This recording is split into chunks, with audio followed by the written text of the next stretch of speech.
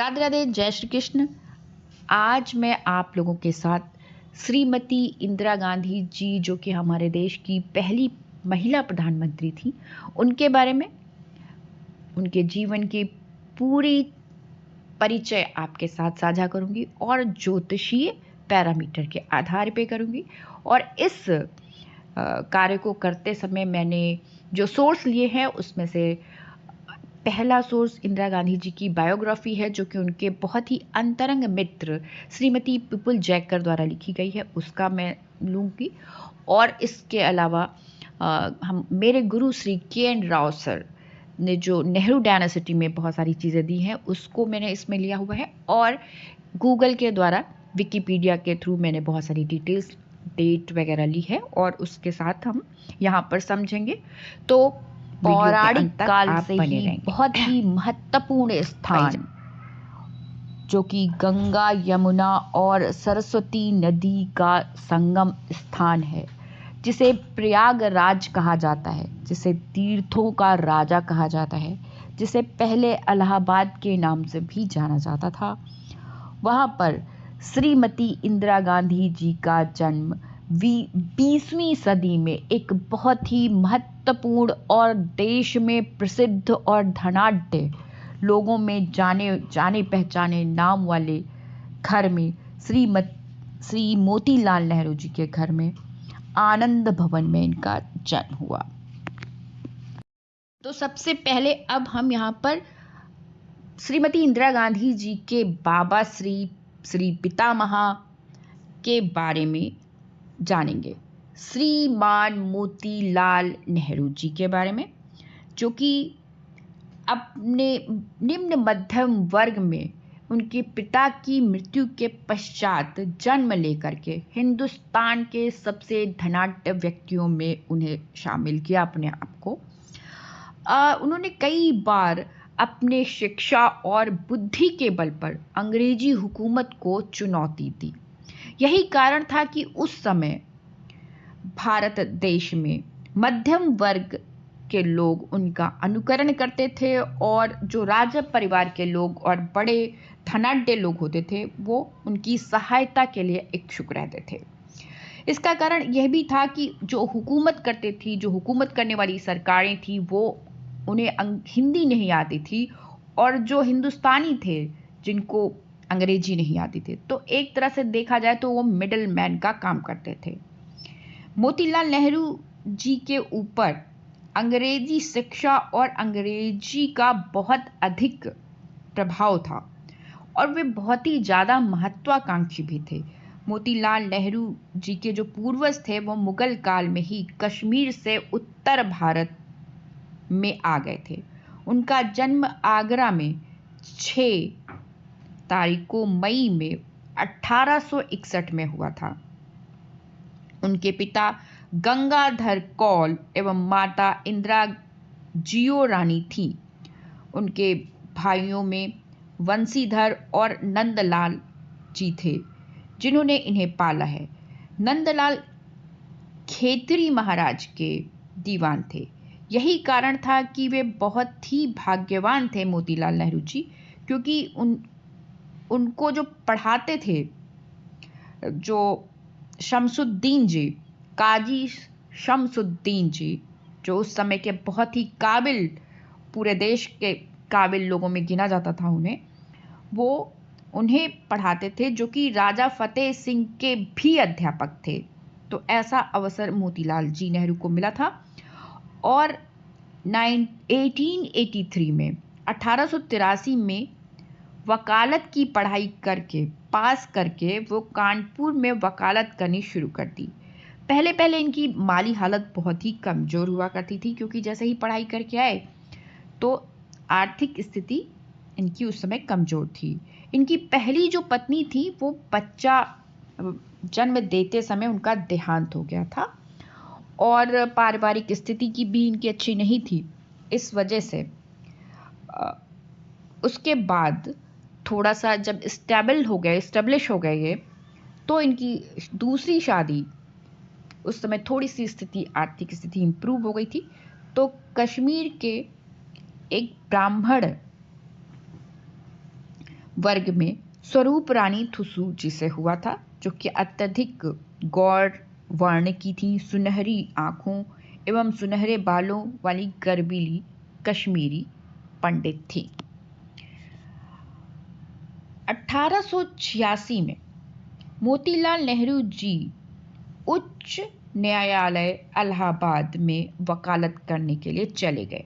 उस समय चूंकि इनकी आर्थिक स्थिति अच्छी नहीं थी और पैसों की कमी और तंगी के कारण इलाहाबाद के सबसे जो खराब एरिया था, जहाँ पर भीड़ भाड़ वाली जगह थी, और कई बार कई जगह पे कई लेखकों ने ये भी लिखा है कि वो रेड लाइट एरिया था, जहाँ पर उन्होंने सस्ते में एक कमरा कोठरी किराए पे लेकर के वहीं रहने लगे थे।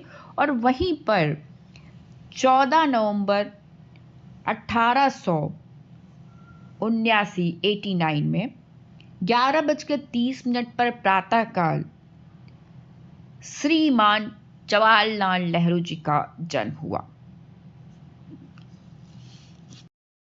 कुछ दिनों बाद मोतीलाल नेहरू जी अभी अपना व्यवसाय ठीक रूप से शुरू भी नहीं कर पाए थे कि उनके बड़े भाई नंदलाल जी की मृत्यु हो गई और उनके पीछे उनकी पत्नी नंदरानी, 2 बेटियां और 5 बेटे। इन्हें भी मोतीलाल नेहरू जी ने ही पाला।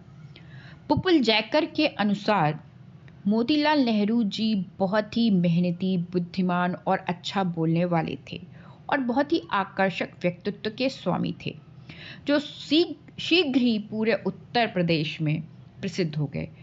बेगम नवाब और राजा रानियां जमींदार वर्गों में कानूनी सलाह के लिए इन्हें अधिक से अधिक बुलाया जाने लगा और इनका परामर्श लिया जाने लगा। इसी वजह से ये बहुत अधिक प्रसिद्ध हो गए। जवाहरलाल नेहरू के अभी 11 वर्ष के ही हुए थे कि इनकी इतनी कंडीशन अच्छी हो गई आर्थिक कि इन्होंने प्रयागराज में एक बहुत ही आलीशान महल, जिसे आनंद भवन नाम दिया, उस मेंशन को खरीद लिया, जिसमें कि 42 कमरे थे। आंगन बड़ा सा खुला सा था, खुला आसमान, बड़ा बड़ा खुला मैदान, शायद उनके संयुक्त परिवार के लिए जरूरी भी था। पुपुल जैकर जी लिखती है कि अचानक उनकी जीवन शैली में बहुत अधिक परिवर्तन आने लग गया। घर में 2 हिस्से बनाए गए, वेस्टर्न एरिया, और जो कि मोतीलाल नेहरू जी का था, जिसमें विदेशी प्रभाव और अंग्रेजी तरीके से सजाया गया था। वहाँ पर अंग्रेजी ही बोली जाती थी, वहाँ पर हिंदी भाषा का प्रयोग नहीं होता था। दूसरी तरफ दूसरा जो पार्ट था उनके घर का, उसको इंडियन एरिया कहा गया, जो कि भारतीय शैली के अनुरूप था, जिसमें स्वरूप रानी जी रहती थी। वह बहुत ही गर्वीली व्यक्तित्व की स्वामी थी। उन्हें हुजूर साहिबा कहा जाने लग गया, उन्हें घर की मालकिन बना दिया गया। अब वो बहुत ही घमंडी और गुस्से वाली महिला के रूप में दिखाई देने लगी। मोतीलाल नेहरू जी का धार्मिक रुझान बिल्कुल भी नहीं था, परंतु स्वरूप रानी जी पूजा पाठ, कर्मकांड आदि में बहुत ही निरंतरता के साथ रहती थी।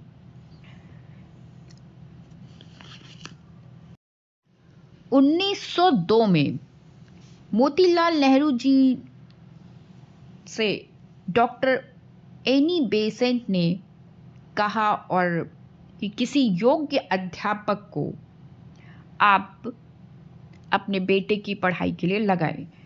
तब मोतीलाल नेहरू जी ने फर्डिनेंड ब्रूक्स, जो कि जवाहरलाल नेहरू को पढ़ाने के लिए रखा, और उनके ऊपर यह दबाव भी बनाया कि जवाहरलाल नेहरू जी को ऐसे पढ़ाएं कि उनका इंग्लैंड के किसी अच्छे स्कूल में दाखिला हो जाए। साथ ही बेटियों की पढ़ाई के लिए ब्रिटिश गवर्नेंस भी रखी गई, मिस होपर, परंतु उनके भाइयों के परिवार के बच्चों के लिए मुंशी रखे गए। इस हीन भावना का जिक्र नंदलाल के पौत्र ब्रजकुमार नेहरू ने अपनी पुस्तक में भी किया है। जवाहरलाल नेहरू को हैरो और 4 साल बाद ट्रिनिटी कॉलेज कैम्ब्रिज में प्रवेश मिल गया। एक बार किसी कारणवश मोतीलाल नेहरू जी को दिल्ली जाना पड़ा, तो वो वहाँ पर मिस्टर अटल कौल से मिले और उनके घर भी गए। वहाँ पर ही उनकी सुपुत्री कमला कौल से भी मुलाकात हुई, जो उस समय मात्र 12 वर्ष की थी और वो लंबी थी, बहुत ही सुंदर थी और उनकी आंखें भी बहुत ही खूबसूरत थी। और उनकी जो शिक्षा थी वो सारी की सारी हिंदी माध्यम से घर में ही हुई थी। तो वो उन्हें बहुत पसंद आई अपने सुपुत्र मिस्टर जवाहरलाल नेहरू को। पुपुल जैकर जी अपनी पुस्तक में पेज नंबर 9 पर लिखती हैं, N apocryphal story maintained that Motilal Nehru finally chose Kamala because for her horoscope predicted great glory for her future lineage। अर्थात मोतीलाल नेहरू जी एक तो हॉरोस्कोप कुंडली में बिलीव करते थे और उन्हें ऐसा लगता था कि कमला नेहरू जी का विवाह अगर होगा तो आने वाली संतानें पूरे देश में राज्य करेंगी। तो एक कारण तो यही माना जाता है कमला नेहरू जी को चूज करने का अपने सुपुत्र के लिए। जवाहरलाल नेहरू जी का विवाह 8 फरवरी 1916 को बसंत पंचमी के दिन किया गया और इतने ठाट बाट से किया गया उस समारोह को कि लोगों ने अपने दांतों तले उंगलियां दबा ली। ट्रेन को पूरी की पूरी ट्रेन को फूलों से सजाया गया, पूरे इलाहाबाद को सजाया गया, जो कि एक मुगल कालीन भव्यता को दर्शाता है। कमला नेहरू जी का मोतीलाल नेहरू के घर में प्रवेश के साथ ही उनके साथ द्वेषपूर्ण बर्ताव शुरू हो गया था। विजय लक्ष्मी पंडित, जो कि जवाहरलाल नेहरू की छोटी बहन थी और अपनी भाभी से मात्र 1 वर्ष ही छोटी थी और बेहद खूबसूरत भी थी, किसी दूसरी महिला की शान शौकत एवं खूबसूरती और अपने चहेते भाई के करीब देखकर बहुत ज़्यादा इनसिक्योरिटी में आ गई और उन्होंने कमला नेहरू पर बहुत सारे दुर्व्यवहार करने प्रारंभ कर दिए प्रारंभ से ही। हालांकि कमला नेहरू जी एक बहुत ही संस्कारी महिला थी एवं संबंधों को बनाए रखना जानती थी। इधर जवाहरलाल नेहरू उस समय युवा थे, जो कि हैरो और कैम्ब्रिज वातावरण से पल बढ़कर यहाँ आए थे। दोनों पति पत्नी एक दूसरे के लिए ऐसे थे जैसे कि एलियन हो, एक दूसरे की सभ्यता से एकदम अलग थे। विजय लक्ष्मी पंडित ज़्यादातर जवाहरलाल नेहरू से बात करती रहती थी, वो भी इंग्लिश में बात करती थी और ऐसे में चुपचाप कमला नेहरू देखती रहती थी और शायद इसी वजह से धीरे धीरे वो कुंभलाने लगी थी। फिर वो दिन आ जाता है 19 नवंबर 1917 का दिन, जब इंदिरा गांधी जैसी आयरन लेडी एक स्वरूप का जन्म होने वाला था आनंद भवन में। उस समय विजय लक्ष्मी पंडित, मिस्टर जवाहरलाल नेहरू और मिस्टर मोतीलाल नेहरू बरामदे में बैठे किसी शुभ सूचना का इंतजार कर रहे थे कि कोई शुभ सूचना यानी कि बेटे के जन्म का इंतजार कर रहे थे।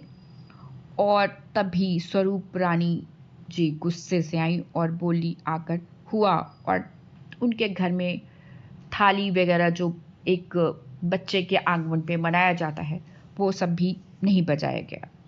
हालांकि मोतीलाल नेहरू जी और जवाहरलाल नेहरू जी इस सूचना से खुश थे, परंतु स्वरूप रानी जी और उनके घर का वातावरण उस समय गमगीन हो गया था। हालांकि मोतीलाल नेहरू जी ने जो नन्हा सा बच्चा, जो नन्ही सी बच्ची हुई थी, उसका नाम अपनी माँ के नाम पर इंदिरा रानी रखा। चूंकि उनकी माता बहुत ही साहसी, मजबूत और जिद्दी महिला थी, इनके नाम पर रखा।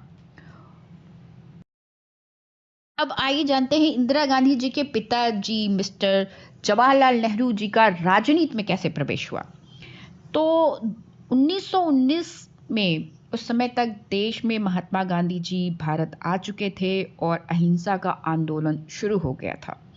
मार्च 1919 में रोलैट एक्ट आया, जिसके तहत ब्रिटिश जो सरकार है उसने भारत के ऊपर उभर रहे जो राष्ट्रीय आंदोलन है उनको दबाने और कुचलने के उद्देश्य से यह कानून पारित किया था, जिसमें भारतीयों के ऊपर बिना मुकदमा लगाए, बिना दंड दिए भी उन्हें जेल में डाला जा सकता था अनगिनत समय के लिए, जिसके खिलाफ महात्मा गांधी ने सत्याग्रह आंदोलन शुरू किया था। सत्याग्रह आंदोलन जवाहरलाल नेहरू जी इससे जुड़ना चाहते थे, जहां मोतीलाल नेहरू जी इस बात पर बिल्कुल भी तैयार नहीं थे। हमारे गुरु C.K.N. राव सर का कहना है और उन्होंने बताया भी है अपने पुस्तक नेहरू डायनेसिटी में इस चीज़ का जिक्र भी किया है कि जवाहरलाल नेहरू जी अपने एक तो गोरा रंग था, आकर्षक व्यक्तित्व था और विलायती ढंग से उनका पालन पोषण हुआ था, तो वो अंग्रेजों से बहुत ज़्यादा प्रभावित थे और हिंदुस्तानियों को वो कुछ समझते नहीं थे और बड़ा ही गंवार समझते थे। पर जब भारत में आए तो इलाहाबाद में ही, प्रयागराज में ही अंग्रेजों का एक जिमखाना हुआ करता था, जिसका वो सदस्य बनना चाहते थे, क्योंकि वहाँ पर जो जिमखाना था वो एक तरह से वहाँ पर क्लब था और वहाँ पर सारे जो अंग्रेजी तरीके से खेल कूद आदि होता था, पीने पिलाने का चलन हुआ करता था, उसमें वो सम्मिलित होना चाहते थे।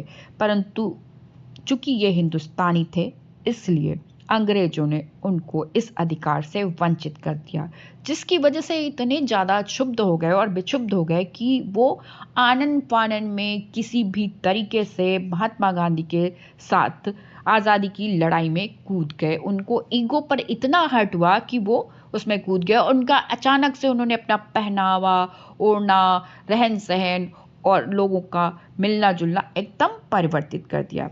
13 अप्रैल 1919 में इसी रोलैट एक्ट के खिलाफ प्रदर्शन के दौरान जनरल डायर ने जलियांवाला बाग का कांड रच दिया, जिसमें 369 लोग 79 लोग मारे गए थे, 200 लोग घायल हुए थे, जिनको इसके तुरंत बाद मार्शल लॉ पूरे पंजाब में लगा दिया गया था, जिसके तहत 2 लोगों का आपस में बात करना भी अपराध था एवं यदि कोई ब्रिटिश सड़क से गुजर जाए तो भारतीयों की ऐसी हालत थी कि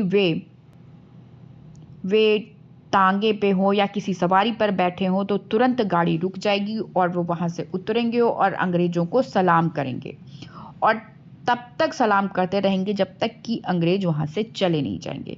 इसके अतिरिक्त बहुत सारी चीज़ें अपमानजनक रखी गई, जिससे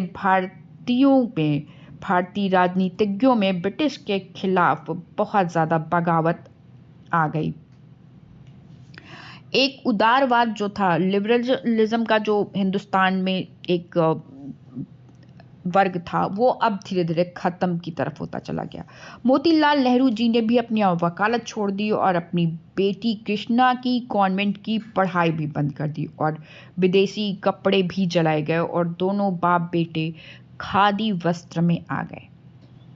महात्मा गांधी जी ने नॉन कोऑपरेशन मूवमेंट, असहयोग आंदोलन शुरू किया ब्रिटिश सरकार के खिलाफ। 1920 में नागपुर से शुरू हुआ था और 1921 के अंत तक इसमें 20,000 भारतीय सलाखों के पीछे जेल चले गए।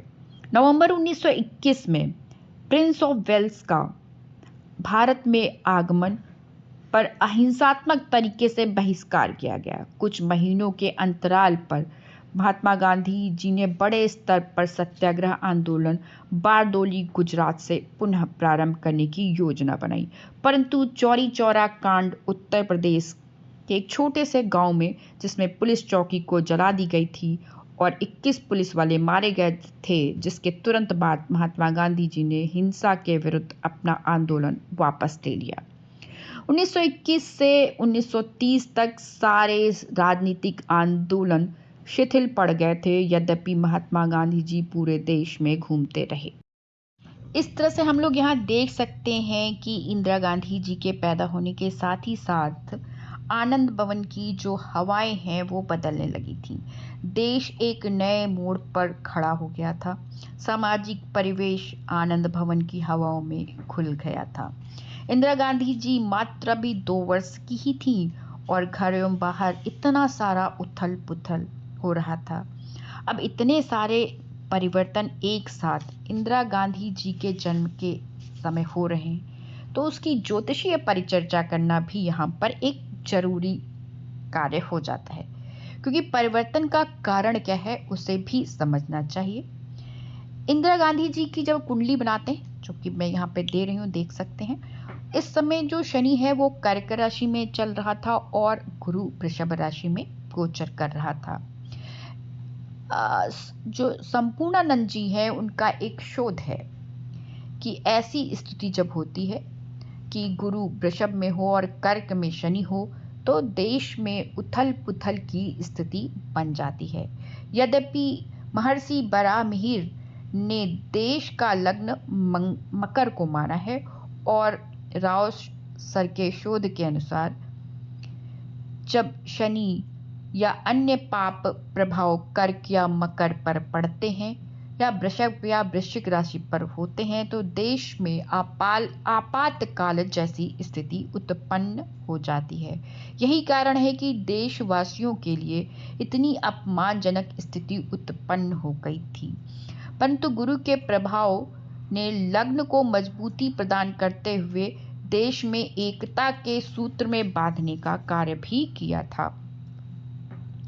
इंदिरा गांधी जी की कुंडली के अनुसार आनंद भवन की स्थिति और उस समय का प्रभाव भी हम यहाँ पर स्पष्ट तौर पर देख सकते हैं उनकी जन्म कुंडली के आधार पर।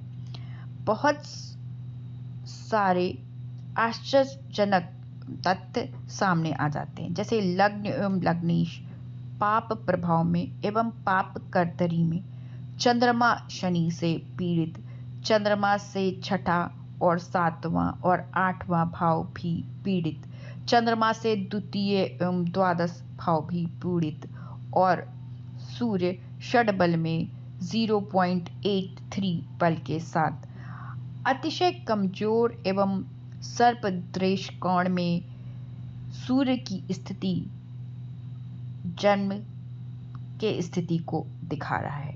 स्वाभाविक है कि जीवन पर बहुत सारे प्रश्न चिन्ह लगे हुए हैं। उनके माता पिता की परिस्थितियां निश्चित तौर पर कमजोर दिखाई देती हैं। दृष्कर्ण की में स्थिति इन्हें जीवन दान दे रही है, परंतु मृत्यु तुल्य कष्ट की परिस्थितियां उत्पन्न कर रही है। यही कारण है कि जन्म के बाद इनके पिता राजनीति में कूद गए और जेल चले गए। इन्होंने पिता का सानिध्य बहुत कम प्राप्त किया। संयुक्त परिवार में मां की अवहेलना का दंश भी इन्हें देखना और भोगना पड़ा। चूंकि मोतीलाल नेहरू जी ने अपने परिवार में भेदभाव वाली परिस्थितियां पहले से बना रखी थीं, अतः उनके जन्म के साथ ही भेदभाव की स्थिति बेटा बेटी शुरू होकर के पूरे बचपन में विजय लक्ष्मी पंडित एवं उनकी 3 खूबसूरत बेटियों के सामने सदैव कमजोर और बदसूरत का भी दंश इन्हें झेलना पड़ा, जो कि इनके लिए बहुत ही अधिक पीड़ादायक रहा। विजय लक्ष्मी पंडित जी अगली डकलिन भी कहती थी, तो हीनता का भी इनको बोध कराया जाता था। शनि यहाँ पर सप्तमेश और अष्टमेश होकर लग्न और लग्नेश एवं चंद्रमा तीनों को प्रभावित कर रहे हैं, अतः स्थान परिवर्तन शनि चंद्र का और शनि यहाँ पर सर्पदृश कांड में जल तत्व राशि जो व्यक्ति को भावुक बनाता है कर्क लगन और चंद्रमा से दृष्ट शनि की स्थिति सप्तमेश में होने के कारण, सप्तम भाव में होने के कारण और सप्तमेश से दृष्ट होने के कारण काल्पनिक दुनिया के साथ इनका सानिध्य बढ़ता चला गया। साथ ही अष्टमेश होने के कारण चंद्रमा से संबंध उन्हें मेलनकोलिया नामक अकेलेपन एवं विषाद की बीमारी से भी ग्रसित करता दिखाई देता है और उन्हें कमजोर व्यक्तित्व का स्वामी भी बना रहा है। यही नहीं, शनि चंद्र का संबंध इनकी माता की बीमारी को भी बहुत अधिक बढ़ाता हुआ दिखा रहा है। अष्टमेश एवं लग्न में हो और तो जैमिनी ज्योतिष के अनुसार व्यक्ति की आयु 66 वर्ष से 72 वर्ष के मध्य होती है, जो कि यहाँ पर सत्य पाई गई। अभी तक हम कुंडली की कमजोरियों को ही देख रहे हैं। अब हम उनके अंतर्राष्ट्रीय स्तर पर जिस मजबूती के साथ वो खड़ी हुई वो भी हम यहाँ देखना हमारे लिए बहुत ज़रूरी है। आइए समझते हैं। तो यहाँ पर जो कुंडली है उनके माध्यम से देखें तो अष्टमेश शनि लग्न में से दशम को देखता है। केतु द्वादश भाव में इन्हें आध्यात्मिक व्यक्तित्व के साथ साथ जनप्रिय नेता की खूबियां भी दे रहा है। मंगल दशमेश और पंचमेश है, जो कि द्वितीय सूर्य के साथ स्थान परिवर्तन के योग में है। सूर्य की राशि में स्थित नवांश में वर्गोत्तम और षडबल में 1.72 बल के साथ महाबली रूप में मंगल उभर रहा है एवं पंचम भाव को भी दृष्टि कर रहा है। उन्हें असाधारण मानसिक एवं बौद्धिक क्षमता के साथ साथ व्यवसाय राजनीति के कार्य को भी असाधारण योग्यता इन्हें प्रदान कर रहा है। यही कारण है कि इन्होंने प्रजातांत्रिक देश में एक तानाशाह के रूप में कार्य किया।